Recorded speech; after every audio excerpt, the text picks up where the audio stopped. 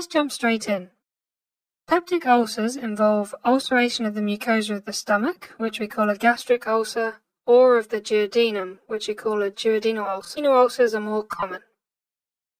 Normally there's a protective layer in the stomach which is comprised of mucus and bicarbonate, which neutralizes the acid, and this is secreted by the stomach mucosa.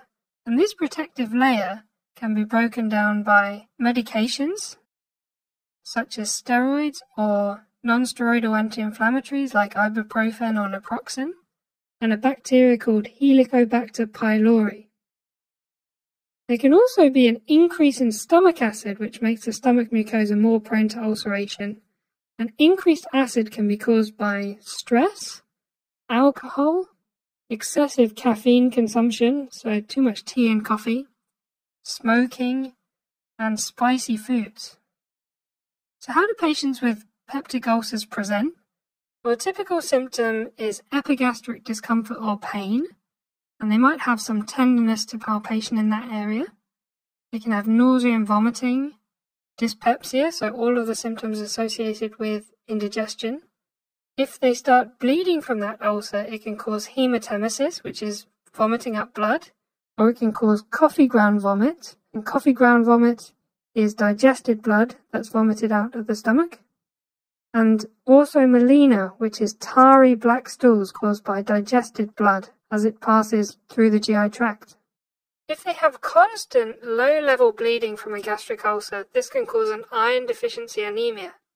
And this is quite a common presentation of a gastric ulcer or a gastric cancer, is to check somebody's bloods and incidentally find an iron deficiency anemia. A little Tom tip for you: in your MCQ exams, eating typically worsens the pain of a gastric ulcer, and eating improves the pain of duodenal ulcers. This is a typical exam question. And the way that you can remember this is as food passes into the stomach, it's going to irritate that ulcer, but food passing into the stomach will mop up some acid that then won't pass through into the duodenum, so it will improve the duodenal ulcer pain.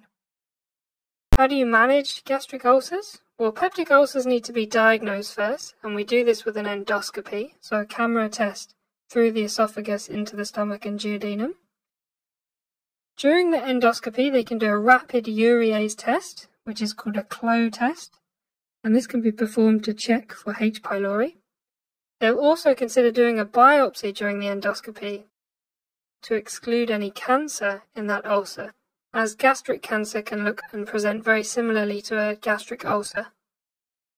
Then there's medical management, which is very similar to gastroesophageal reflux disease, using high-dose proton pump inhibitors to reduce the amount of acid in the stomach.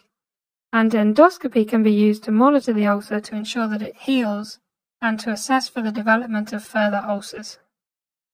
There's a few complications from peptic ulcers. The first is bleeding from an ulcer, and this is relatively common. It can either be low-level bleeding that leads to a chronic iron deficiency anemia, or potentially it could be a life-threatening large hemorrhage, so it could potentially be quite a serious complication.